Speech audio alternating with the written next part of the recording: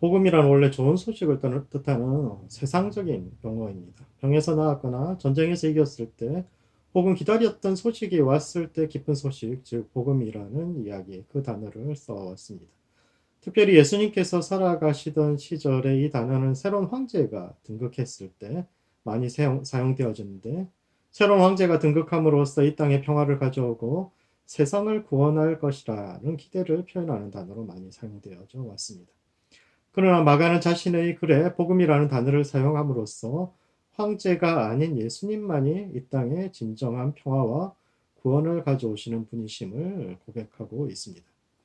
마가가 복음서를 쓰기 전까지 교회가 가지고 있었던 문서는 바울의 편지가 거의 전부였는데, 그곳에서 복음이라는 것은 예수님께서 죽으시고 사흘 만에 부활하신 그 사건을 뜻합니다.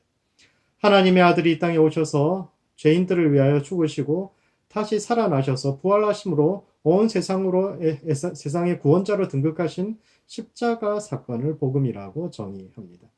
그러나 마가는 예수님의 죽음 이전의 삶, 즉 공생애 역시 복음임을 이야기하는데, 이는 그분의 죽음뿐 아니라 삶과 가르침 전체가 우리가 따라야 할 삶의 기준임을 이야기하는 것이요, 주님을 위해서 어떻게 살아가야 할 것인가, 우리가 어떻게 죽어야 할 것인가 뿐만 아니라 어떻게 살 것인가라는 제자도를 강조하고 있는 것입니다. 초대교회 신자들은 임박한 종말론을 기다려왔습니다. 초대교회 성도들의 신앙의 거의 전부가 종말론이죠. 곧 세상의 끝이 올 것이다. 그들은 자신들의 생애 내에 예수님께서 돌아오실 것이라고 기대했고, 적어도 마지막 사도인 사도 요한은 죽기 전에 그것을 보게 될 것이라고 기대해 왔습니다. 종말론적 신앙이라는 것은 여러 가지 장점이 있지만, 주님을 위하여 어떻게 죽을 것인가를 고민할 뿐 이 땅에서 어떻게 살아갈 것인가, 구체적인 삶의 현장에서 예수님처럼 산다는 것은 어떤 것인가에 대한 고민이 약한데, 마가는 예수님의 삶 전체를 복음으로 규정함으로써 제자도가 어떤 것인지를 보다 폭넓게 규정해주고 있습니다. 그런 점에서 마가복음이 주인공으로 삼고 있는 사람들은 평범한 사람들입니다.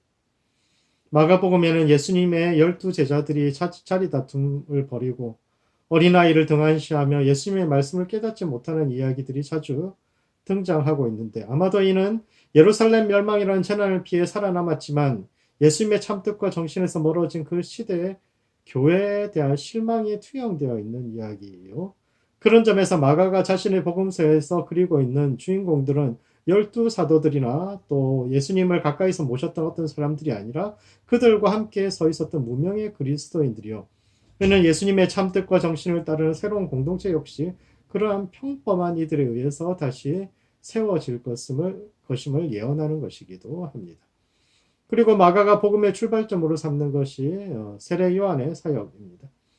요한이 침례를 베푼 곳은 요단강이고 그 너머에는 유대 광야가 있는데, 예로부터 광야는 하나님께서 새로운 백성들을 준비시키는 장소였습니다.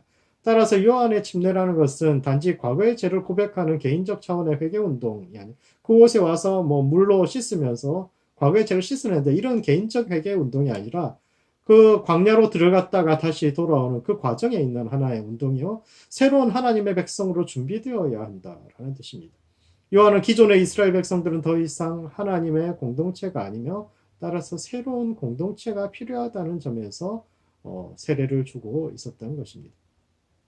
과거 이스라엘 백성들이 광야에서 하나님과 맺은 언약과 율법으로는 충분하지 않으며 오직 개인적으로 각자가 하나님 앞에서 회개할 때 자기 길이 잘못되었음을 깨닫고 감정적으로 철저하게 애통할 뿐 아니라 의지적으로 그 길에서 돌이켜 전심으로 하나님을 따르는 사람만이 하나님의 새로운 백성이 될 수 있음을 이야기하고 있습니다. 요한은 백성들에게 회개하라고 외쳤는데, 회개는 근본적으로 생각이 바뀌는 것을 뜻합니다.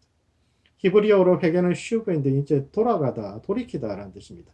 하나님을 향하여서 삶의 방향을 전체를 바꾸다는 뜻이 이제 슈브의 뜻이고, 헬라어로는 메타노이아인데 이는 생각을 바꾸다라는 뜻입니다. 메타가 바꾸다는 뜻이고 노이아가 생각입니다. 생각이 바뀌는 것이 회개입니다. 회개는 단지 과거의 잘못에 대한 감정적인 후회, 나 그거 잘못했어, 이런 후회를 뜻하는 것이 아니라 가치관과 삶의 방향이 전적으로 바뀌는 것을 뜻합니다.